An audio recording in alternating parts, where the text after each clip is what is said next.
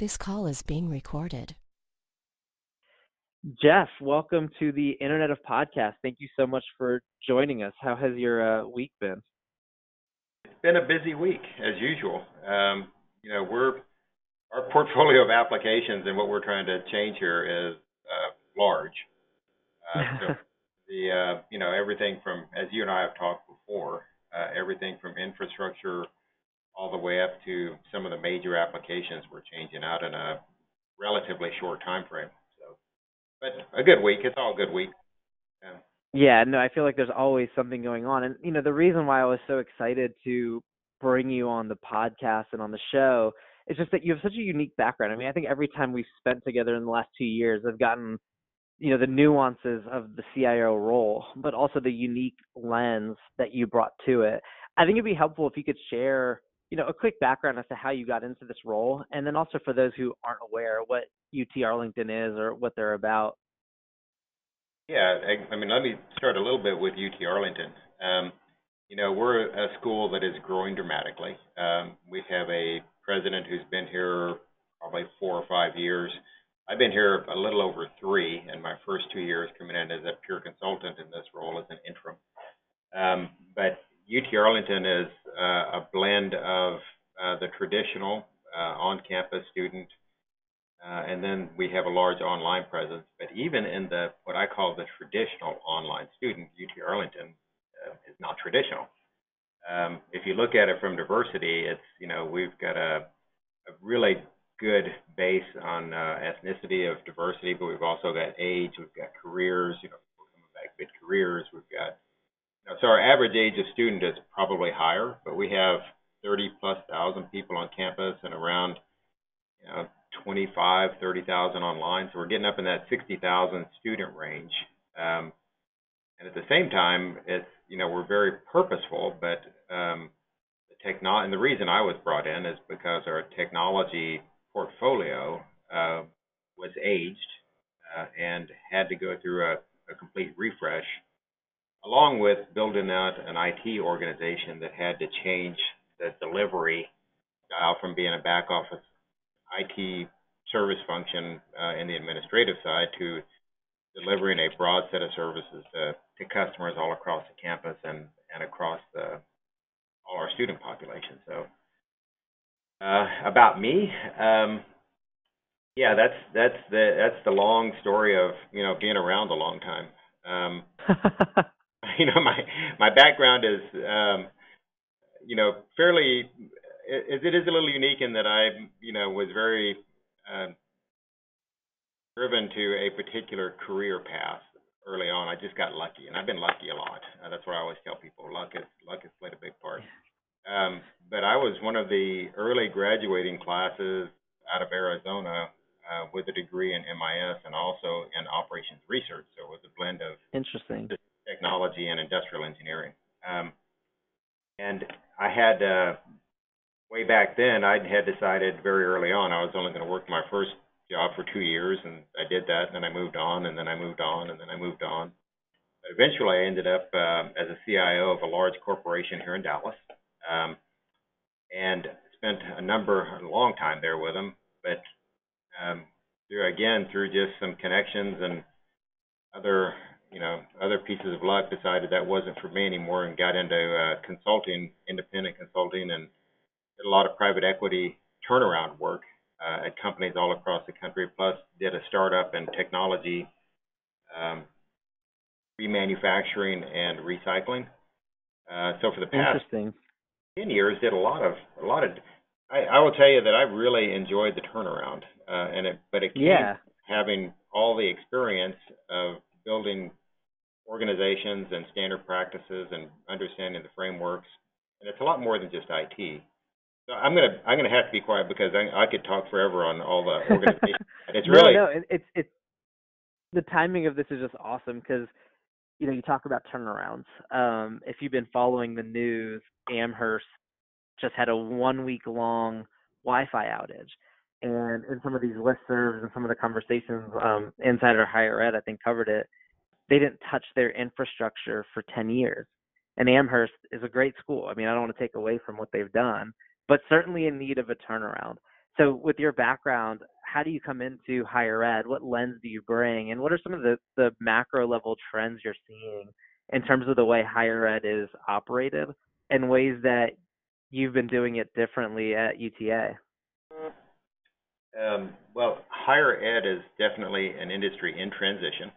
Um, and there's different tiers of transition because, some schools are much more impacted than others just because of their financial makeup or their, what they've got as far as recognition in the industry. So, in state schools in particular, I mean, they have a bit of a safety net in that, they're state institutions, so we're lucky in that way. But we were pretty much, it sounds like, and I don't know the Amherst situation, and people make decisions all the time based on, what is the best information available. So I'm like you, I wouldn't be able to comment on anything there. But when I got here, there were many parts of our infrastructure that were 20 years old. The telephone system in particular, a lot of our networking infrastructure. When I first got here, I would turn around in meetings and people would be saying, "Yeah, well, this is broken again," and I'm looking at them going, "What do you mean it's broken again?" And they're going, "Yeah, we just expect it." So there was a lot of turnaround, not just in the technology, but it was about the customer expectations, the attitude of the IT organization, and what is our strategic direction. As far as any other in any other industry, it's pretty much the same. When you're going to do a turnaround, you've got to get the basics in place very quickly. And so I focused my team on customer service, and then started laying out the framework for how do you make IT have a stable platform to work from, and then how do you make the customer have a stable platform to work from, and then how do you start managing correctly. So in the past 3 years, we've completely redone the organization. We've brought in a whole new network and done a full network replacement. We have outsourced many of our applications. Of course, the typical Office 365 move, but we're now beginning to have a lot of philosophies on this. But part of it is, consolidation of the portfolio and building relationships with our business partners. So in buying Office 365, we also looked at it and said, how does this impact the other components of our need?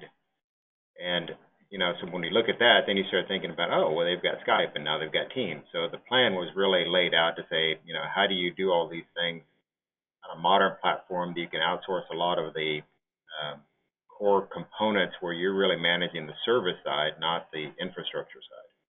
So with all that being said, we've got whole lot of changes that have gone on already, but we're now really at the application layer, and we're now we've already brought in digital measures where it's going from Blackboard to Canvas. We're bringing in a CRM. We've already brought in Oracle as our partner on the HR and finance and campus solutions, their student information system. We're upgrading components of that to a more modern design. We're replacing our whole website, and we're put that on a modern platform so we can do a lot of analytics and personalization, capture the student or the faculty member or the politician or whoever comes in, the mom and dad, and help direct them to the information that they are after quickly, but also collect information, make it easy to work with. We're starting to toy with voice and rolling out chatbots. So I mean, it is a tremendous transition we've gone through, but nothing would have been possible without getting the core of it correct first, which is our business process at IT. We put in service now because we had no real incident management or tracking of requests. We brought in a project management organization and built that out. It's now housed in service now, so I can go and market around the campus if I can get away from fixing problems and managing projects. And that's really the role of the CIO once you get this stabilized, is to go out and make sure that people understand the direction, market and sale of the technology. But my underlying, and you've heard me say this before, my goal is to get IT to a budget of zero, and we just become a business unit that sells our services. So we've also brought in Apptio and are halfway through that implementation. We've got all the cost information, and that's, we could get that out of PeopleSoft, but it's really getting the cost information in so we can tie that to our service catalog, which is tied to, the CMD. Anyway, all those kind of things. I brought in people that help us put in framework, so we're following COVID standards. It's been a busy 3 years. It sounds like it. And, when we were talking to the CIO of University of Oregon, Jessie Minton, she actually went through a very similar process. She's in an earlier stage of the process you just discussed. But what she said she did was she started to look at common versus unique operations of her IT staff. And from there, she was able to analyze and understand a lot of the things that you just rattled off: CRM, analytics, Oracle, Office 365. Did you go through a similar exercise where you started to look at what are things that we could partner with? And then the second part of my question is, you said moving our team forward in the direction we want to head in. What is that direction? So how does IT play in the strategic goals of the institution? So first part of the question, did you look at your portfolio of services between those that are common and unique? And then from there, what are the unique things that you're working on to drive the strategic goals of the institution? Yeah, absolutely. And the reason I believe in partnering so much is because the common practices, you should be really looking to outsource that as much as possible. And that's just a fundamental tenet that I operate under. And we're in a very good time to do that these days because the market is maturing. Partners like Oracle are rewriting their platform so that you can go and do a lot less customization and more just configuration. And on top of that, then I put the product and leave it on their infrastructure, so I don't have to burden my team with platform and operating systems as much. I get them to concentrate on adding business value, and that's first off through our business process knowledge. And second, through how do we get that aligned with what we're trying to drive through the organization, through the strategy of the organization. So we have taken the key tenets of the strategy and have broken it down to very identifiable, easily understood portfolios and programs. So we can link directly back from what we're doing to what the strategic objectives are of the organization. And those strategic objectives are pretty common across, higher ed these days. It's about student success. It's about research and service to the community, and then it's about efficiency. I keep telling people I don't have the background in higher ed to really understand all the pieces and parts, but it's not really any different from any other organization you'd walk into. As practices that you have to have in place and the kind of people you have to have in place. And, all that is how you would go about running any organization. So the business objectives a little unique in that, you've got these relationships you need to manage much more closely from a customer side or, constituent side with the students, because you do have that relationship you've got to have with them to help make them successful. What I'm trying to do is get technology out of the way and let people have time to do that. And a real simple example of that, and it's kind of a fun one, is, we've got Microsoft, and we have bought into their O365. We're very fortunate that, part of the UT system, we get really good pricing. Thank you, UT system and Microsoft. So part of that is a whole portfolio of applications, and one of them is bookings. When the business said, we need to help our advisors be able to be more effective in the relationship with the students, our advising group was decentralized, and it still is in many pieces, but they didn't have a common tool so that students could look across advisors and say who has what skills, who has what time, well, bookings is available inside Microsoft, the package, and it's, a very, very low cost for us. So we're able to take a strategic partner, leverage an investment we already had, satisfy a strategic, need, And then, oh, by the way, our next thing is we're looking at how can we add voice so that people don't have to just look on their phones or, their PCs to schedule a time, which is much more effective than it has been or will be. But they can now start using, Alexa or Google Voice to say, I need to book an appointment, and it'll come back to them Yeah. and tell me what you want to book it on. Tell me. So all of that is, we're leveraging all this through by leveraging the business partners and consolidating, that set of business partners. You can really take advantage of both the driving, changing technology, the price structure, and tie that into newer technologies that are coming. I mean, chatbots out there, and we're looking at that too. But so that's really. I don't know if that's concise enough. I seem to be rambling there, but No, it's perfect. No, and what I love about it, and if we were in person, I'd give you a fist bump. So like NLP. So you talked about Alexa.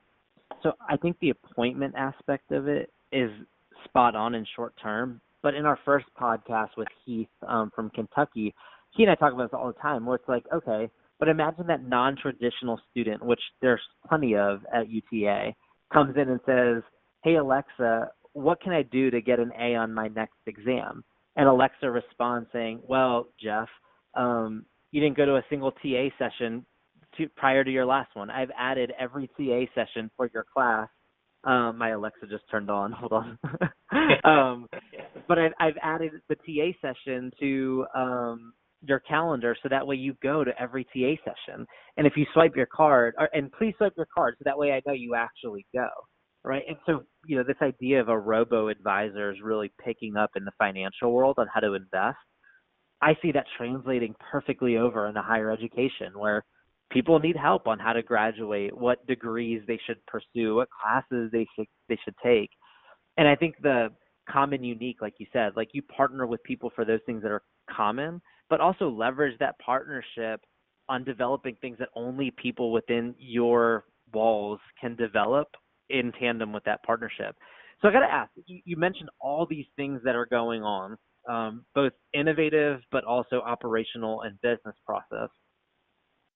I've gotten to know you well for the last 2 years. You carry around this big white binder, like literally everywhere you go. What's inside of it? How do you keep track of everything that's going on? How do you prioritize your time, your people's time? And for other people out there that are aspiring to be, a leader of a multi-hundred million, billion-dollar industry or business, what advice do you have on staying organized enough to optimize your time and efficiency of your entire organization? The first thing I would tell anybody is stay in school. Don't get out. It's too hard. But I'm going to disappoint you a little bit. My big white binder has turned into an 8.5 by 11 tablet. But it still does. You're so new school. I am. Yeah, it's pretty amazing. But it's something I learned in my. I don't really know, just along the way. But the first thing I try to do when I come in the morning or before I leave at night is print my calendar for the next day. And if I have my white binder, it has plastic, covers on the front and back, and so I put my calendar for tomorrow on the front panel, and then I put my weekly calendar on the back. And then I open it up, and I have a tab for every meeting that I'm going to go to, and every meeting I have an agenda for each meeting. And if I don't have an agenda, at least I have the same form, so when I get there, the first thing we do is talk about what is the agenda, because you want to be effective. Then a part of that form is meeting minutes, taking action items, so you come back and assign meeting minute action items, find a way to follow up. It's not easy. It really isn't. There's no magic to this. But then I also carry, an organizational chart because I'm always meeting people. And then I have an organization chart of my team, so I can tell people what it looks like. And then I have my financials in there because that's really key that I keep track. It's something. And I know it's something we've talked about before. Is what's the difference between public institutions or public? And I'm not. Yeah. I'm not an expert in private, but I mean, everything I do is I'm concerned about, are we being effective? Are we delivering good customer support? Where do we stand on our budget? Because, if you don't, you can run out of money and you have great ideas and no money. So teaching people how to be managers is a big thing for me, and managing a budget is a big part of that. And then organizational development, which is a huge, huge job, because you've got people in institutions that have been here all their lives and haven't had to experience the ups and downs of private industry and, the crisis that may come with that. And I've just been very fortunate in, the learning experiences that I've had in turning around companies and buying companies and, divestments and, doing major, large projects across, national scope. It was just, it's just a lot of years that you carry with you, and you learn how to do things, and you pick up your own best practices. And somebody just recently told me the best practice was looking at somebody else and thinking, do it that way. Well, so maybe I can be a best practice for somebody someday. Yeah, so that's really what's in there. It's about calendar, people, money, and meetings and projects. I mean, if you look at your life, if most businesses, we do.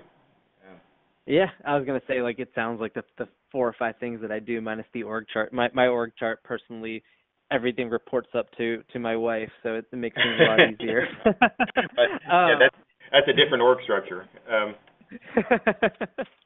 I think I'm the CFO in the relationship, and she's the CEO, but that's for another time.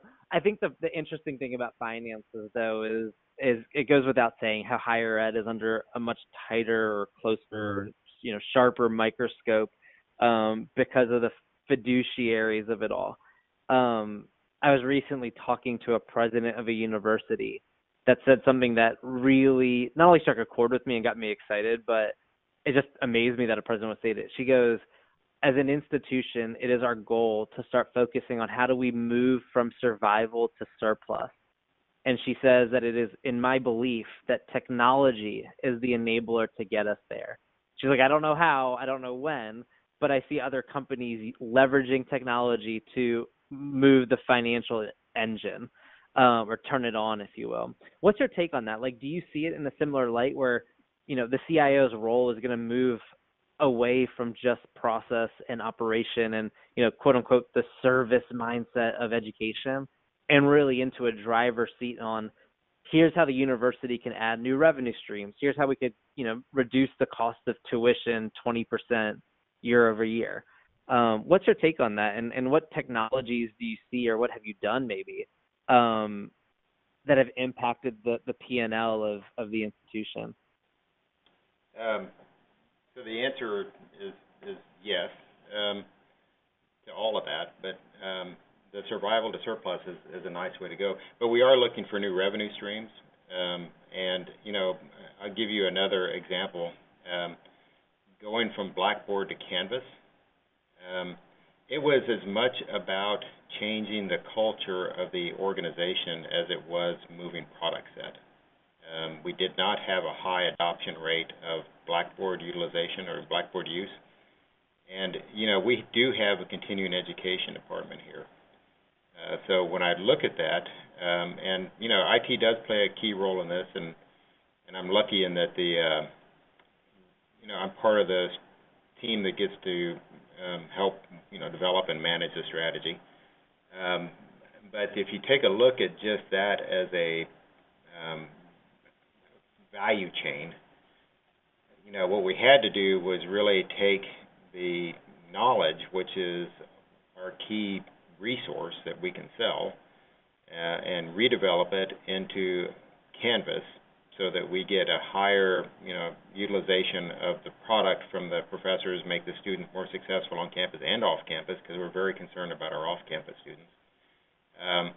But along with that, we're building up an asset, which is how do we teach online that we can then drive to, what you see the industry driving to is online education, and getting a return out of that. So in the past, we weren't taking advantage of the knowledge that we have on campus to turn that into a revenue stream, which we could then take and package and piece out into not only, classes, but also certifications, continuing education.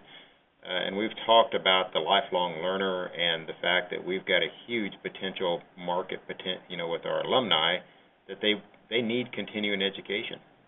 So it is our hope to reach out to them and be able to market to them at that point in time where they need this additional education. And we talked about it, a maintenance program for education. So when you leave, you get to say, well, I'm going to come back for a tune-up every X period. I've got, it's very similar to other industries, but we haven't leveraged really our most valuable asset, which is all this knowledge, getting it encapsulated in a format that we can sell out to the marketplace, and then taking it and really learning how to do that marketing and sales. Online education is it's becoming very crowded quickly.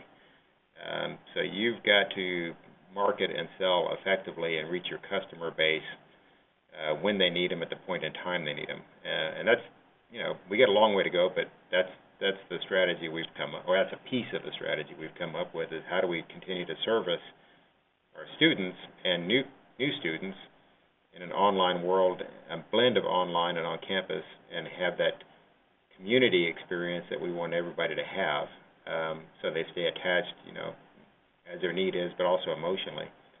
And a part of that is, we're rolling out an Apogee product that I think has been very successful. About communication, it's not a marketing tool, but you are one of our key partners in many ways. And that, this communication around campus and off campus, we have 18,000 plus nursing students that never show up on campus. How do you get them in the community?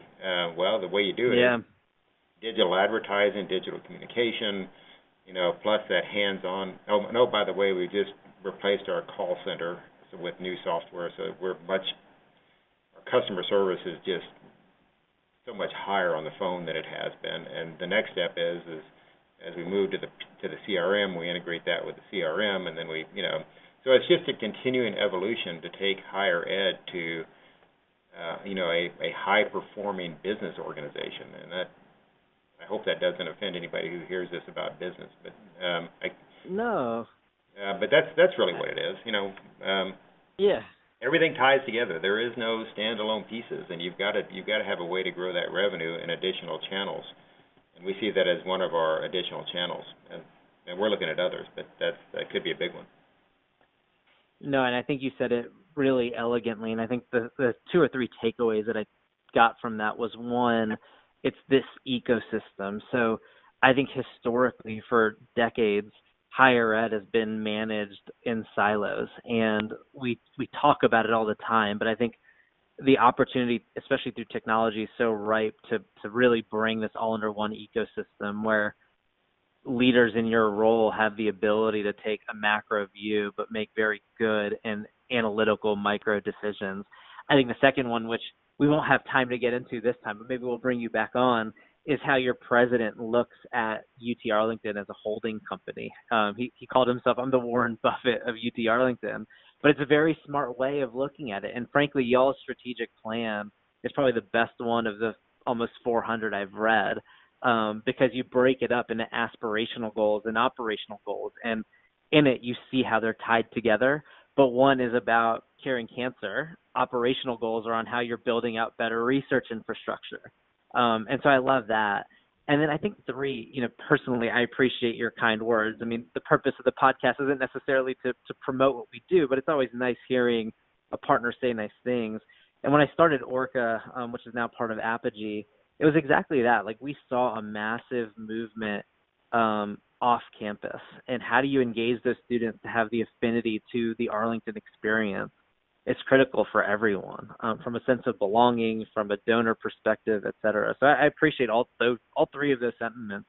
I guess to close this off, I've asked the previous podcast people random questions. So, like, what's the craziest thing a vendor's done? What's the worst sales pitch you've ever seen? When was the last time you played golf? I guess for you, what has been the best value proposition you've heard in the last couple of months, where someone just came in and totally blew you away? And obviously the answer should be me, but besides me, Besides you, what has been one of the? Yeah, exactly. I that's the best value proposition is hard to say, because really I look across the board, and what I've done is, and I shouldn't say what we've done is really consolidate down to some very core beliefs. And one of those core beliefs, as we mentioned earlier, is how do you really establish a partnership? And I've had other partners, and I'll call them vendors, whatever you want to call them. The word doesn't really matter. But when they come in, one of the first things I tell them is, if you want to do business here, is you've got to understand this is not a transactional relationship. It's not the toll gate you drive through. It's got to be something that we help design the road, we build it, we go together, and so